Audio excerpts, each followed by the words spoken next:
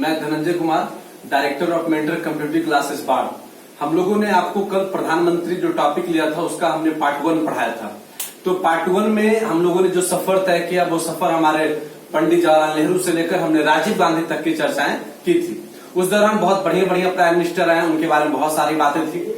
आज जो हम लोग लिए हैं उसको हम लोगों ने क्या किया कि सबसे पहले आपको हमने वो अरेंज कर दिया है ताकि आप एक बार स्क्रीनशॉट लेके उसको लिखने में आपको आसानी होगी। ताकि ऐसा दिक्कत होता था, बार बार आपको बैक जाना पड़ता था। आप एक बार इसका स्क्रीनशॉट पहले रख लेंगे ताकि लिखने में आसानी होगा। फिर हम एक एक करके टोटल का डिस्कस कर देते हैं। तो सबसे पहले हम चर्चा करते हैं आपके वीपी सिंह के बारे में। इनका जो पूरा नाम था विश्वनाथ प्रताप सिंह। विश्वनाथ प्रताप सिंह। विश्वनाथ प्रताप सिंह का जो प्रधानमंत्री जो कैरियर रहा वो काफी विवादों में रहा और काफी विवाद के कारण आप ये समझ सकते हैं कि यह हमारे पहले ऐसे प्रधानमंत्री थे जिनके खिलाफ अविश्वास प्रस्ताव लाया गया और अविश्वास प्रस्ताव लाने के फलस्वरूप इनको हटाया गया। ये बहुत बड़ी बात है। हमारी राजनीति की एक भूल भी कही जा सकती है कि किसी भी प्रधानमंत्री के विरुद्ध अविश्वास प्रस्ताव का लाना। तो विश्वनाथ प्रताप सिंह पहले ऐसे प्रधानमंत्री थे जिनके खिलाफ अविश्वास प्रस्ताव लाया गया, पारित हुआ और उनके बाद इन्हें हटाया गया। दूसरा विवाद इनके साथ घिरा, वो इसलिए गिरा कि आप लोगों ने नाम सुना होगा मंडल आयोग। मंडल आयोग का जो गठन किया गया था वो ओबीसी संबंधित या बीसी जो क्लास वाले होता था, बैकवर्ड क्लासेज, जिसको हम लोग BC1 BC2 करके करते थे, उसके लेकर इन्होंने जो सिफारिश आई थी मंडल आयोग कमीशन की, यानी मंडल कमीशन की जो सिफारिश थी वो लागू करने वाले जो प्रधानमंत्री थे उनका नाम था वीपी सिंह। आमतौर पर अगर कहा जाए तो जिस समय ओबीसी वर्ग के लिए आरक्षण आ रहा था तो ऐसी घटना में, तो बहुत पुरानी घटना है ये आपका, तो उस समय जैसे 89-90 की घटना है, 90 में आया था मंडल कमीशन। तो उस समय बहुत सारे जो जनरल वर्ग वाले विद्यार्थी थे बहुत सारे ने आत्मदाह भी किया। बहुत सारी घटनाएं घटी हमारे देश में और लोग इनसे काफी क्षुब्ध हो गए। तो ये इस प्रकार जो वीपी सिंह का जो कार्यकाल रहा, जो लगभग 1 साल का रहा है, उससे भी थोड़ा कम का ही है, तो उस कार्यकाल के दौरान इनके खिलाफ ये मंडल आयोग की जो सिफारिशें थी उनको इन्होंने लागू किया और साथ ही साथ इनके खिलाफ ये पहले से प्रधानमंत्री बने जिनके खिलाफ अविश्वास प्रस्ताव पारित किया गया। तो ये था हमारे वीपी सिंह के बारे में, यानी विश्वनाथ प्रताप सिंह के बारे में। चंद्रशेखर की बात करते हैं। इन्होंने कोई महत्वपूर्ण कार्य नहीं किया, ना तो कोई इनकी राजनीतिक पहचान बनी।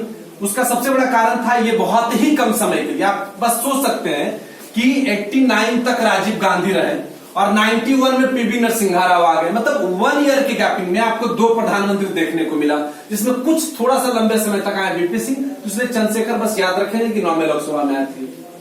उसके बाद आते हैं फिर से एक बड़ा प्राइम मिनिस्टर मिला, एक अस्थायी प्राइम मिनिस्टर मिला भारत को, वो नाम था पीवी नरसिम्हा राव। अब देखिए पीवी नरसिम्हा राव, इनका जो एक संपूर्ण कार्यकाल रहा वो रहा 1991 से 1996। इनके बारे में जो कुछ महत्वपूर्ण बातें थी कि पीवी नरसिम्हा राव जब हमारे देश के प्रधानमंत्री बने उस समय ये किसी भी सदन का सदस्य नहीं थे। और हमने कल के पॉइंट में चर्चा किया था कि जब कोई व्यक्ति प्रधानमंत्री चुना जाता है तो उसके लिए 75(3) में क्या व्यवस्था की गई थी कि उसे किसी न किसी सदन का सदस्य होना अनिवार्य, 6 माह के भीतर। तो वो बाद में सदस्यता लिए। तो पीवी नरसिम्हा राव पहले से प्रधानमंत्री है जो प्रधानमंत्री बनते समय वो किसी भी सदन का सदस्य नहीं थे, ना तो राज्यसभा का और न ही लोकसभा का। इनके प्रधानमंत्री कार्यकाल के दौरान जो महत्वपूर्ण घटनाएं घटी, MDM मिड डे मील, आपने नाम तो सुना होगा MDM का, बिल्कुल MDM है ना, मिड डे मील, जिसको आप हिंदी में क्या बोलते हैं, मध्याह्न भोजन योजना, जो अभी हमारे बिहार के भी सभी सरकारी स्कूलों में लागू है। तो MDM जो था, मिड डे मील जो प्लान था, वो पीवी नरसिम्हा राव के प्रधानमंत्री कार्यकाल के दौरान आया। और कब इनकी शुरुआत की गई, 15 अगस्त 1995। एक सबसे महत्वपूर्ण क्वेश्चन बना कि भारत में मध्याह्न भोजन योजना अर्थात मिड डे मील की शुरुआत कब की गई, तो 15 अगस्त 1995। और देखिए बहुत अच्छी सी घटना है कि जब ये प्रधानमंत्री बने, लाल किला के प्राचीर में जब ये झंडा फहराने के बाद वहां से सीधे ये अपने फ्लाइट से हरियाणा के उस बहादुरगढ़ के स्कूल में गए जहां मिड डे मील बना था पहली बार। और वहां जाने के बाद वो खुद बच्चों के साथ बैठकर भोजन किए, जिसका कि मतलब फोटो आप इंटरनेट पे वायरल भी हुआ, लोग देख भी सकते हैं। तो वो जो जगह था हरियाणा का वो था बहादुरगढ़। इस बहादुरगढ़ में जो है यानी हरियाणा का जो स्थान था वहां पर इन्होंने जाके सर्वप्रथम एमडीएम यानी 15 अगस्त 1995 को एमडीएम की शुरुआत की, जो कि हरियाणा के बहादुरगढ़ से हुई। यानी आप कह सकते हैं कि देश का वह पहला राज्य कौन सा है जहां एमडीएम की शुरुआत हुई? आंसर है हरियाणा, वो जगह बहादुरगढ़। कब? 15 अगस्त 1995। लेकिन अगर सिर्फ ये पूछा जाए कि पहली बार एमडीएम की शुरुआत कब हुई, तो पहली बार एमडीएम की जो शुरुआत की गई थी वो अंग्रेजों के जमाना में हुआ था, सन 1925 में चेन्नई में, जिसे पहले मद्रास के नाम से जाना जाता था, मद्रास नगर निगम 1925 ईस्वी में। इसलिए दो अलग अलग क्वेश्चन है, इस पर ध्यान देंगे। देश में कब हुआ संपूर्ण तौर पे? तो वो हरियाणा के बहादुरगढ़ में हुआ 15 अगस्त 1995 पीवी नरसिंह राव के शासनकाल में। लेकिन क्वेश्चन रहा पहले कब हुआ? तो पहले हुआ अंग्रेजों के शासनकाल में, सन 1925 में मद्रास नगर निगम के अपने कर्मचारियों के लिए शुरू किया गया था योजना। उसके बाद आते हैं, आप बहुत बड़ा नाम सुने, हमारे प्रधानमंत्री जिन्हें अर्थशास्त्र का नोबेल पुरस्कार भी दिया गया। लोग उन्हें साइलेंट प्राइम मिनिस्टर के नाम से जानते थे, लेकिन ये तो बस एक महज बकवास की बातें थी। लोगों का क्या है, ये नाम था मनमोहन सिंह।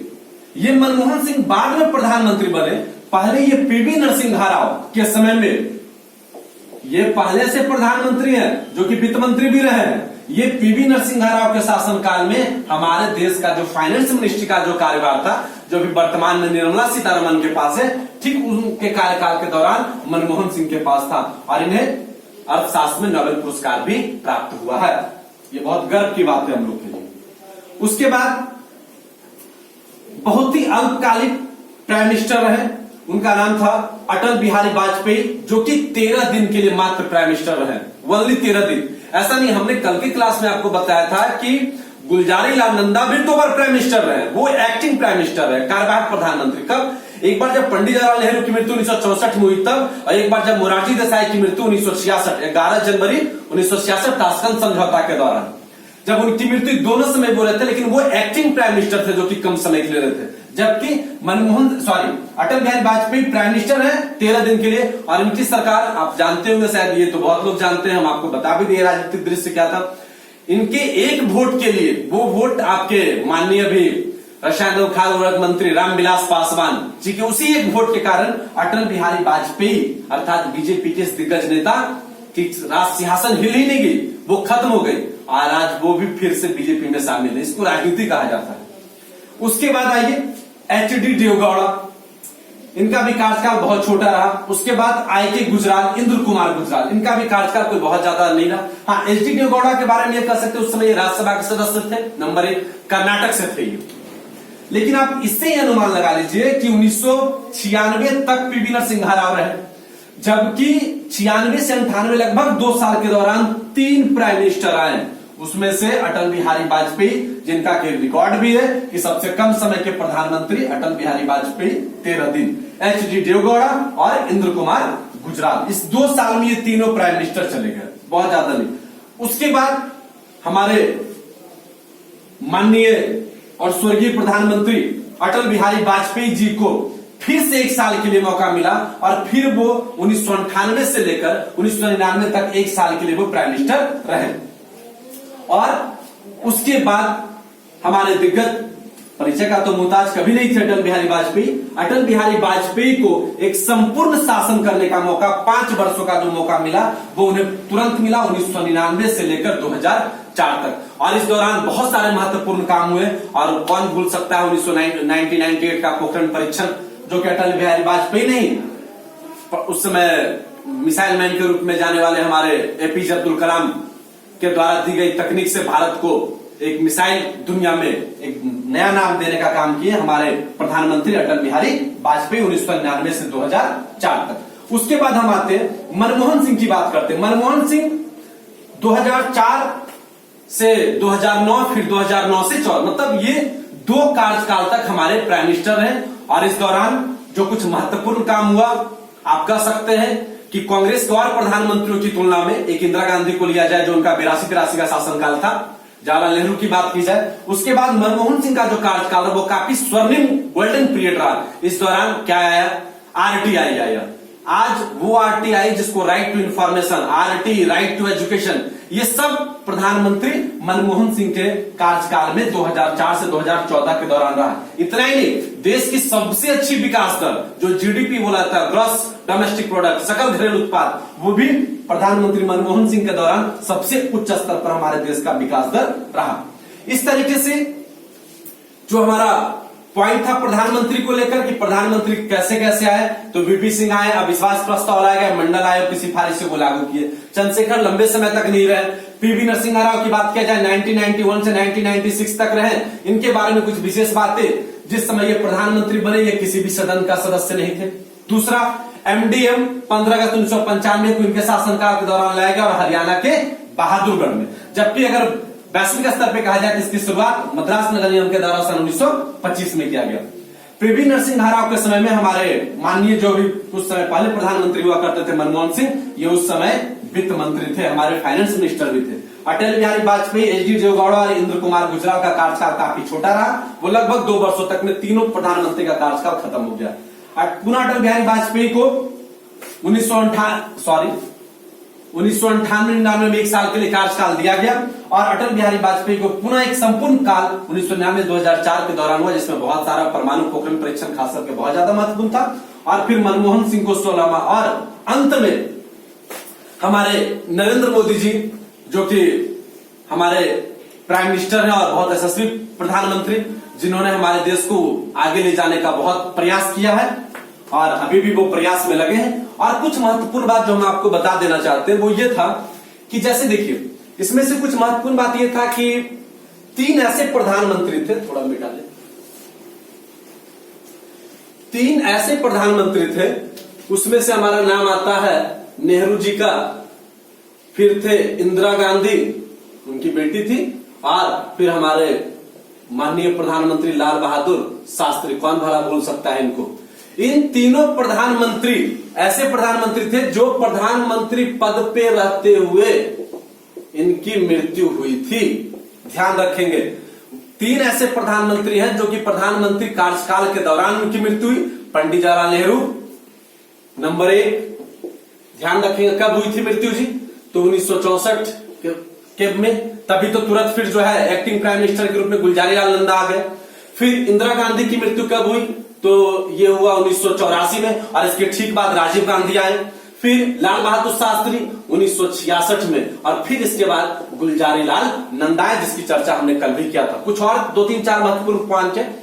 मोरारजी देसाई प्रथम गैर कांग्रेसी पीएम थे और इनका एक वर्ल्ड रिकॉर्ड भी है सबसे अधिक उम्र में प्रधानमंत्री रहने का। 81 वर्ष की अवस्था में सबसे अत्याधिक उम्र में प्रधानमंत्री बनने का रिकॉर्ड मोरारजी देसाई, और साथ ही साथ ये प्रथम गैर कांग्रेसी, यानी जो कांग्रेस पार्टी से नहीं थे।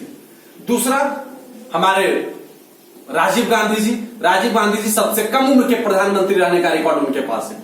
इस तरीके से और भी बहुत सारा पॉइंट था, आपको हम बताएं, और ज्यादा कुछ नहीं, एक नाम और याद रखेंगे जिनको उपनाम के रूप में हम लोग जानते हैं, जगजीवन राम, जिनको बाबूजी के नाम जाना जाता था। ये जगजीवन राम, थोड़ा इनके बारे में जानेंगे। और ये क्वेश्चन है, जगजीवन राम कैबिनेट मंत्री के रूप में सबसे लंबे समय तक का सफर इनका रहा, और ये 32 वर्ष तक, आप सोच सकते हैं कितनी बड़ी बात है, 32 वर्ष तक ये लगातार हमारे देश के प्रधानमंत्री कैबिनेट मिनिस्टर्स के रूप में लंबे समय का कार्यकाल का रिकॉर्ड इनके पास है।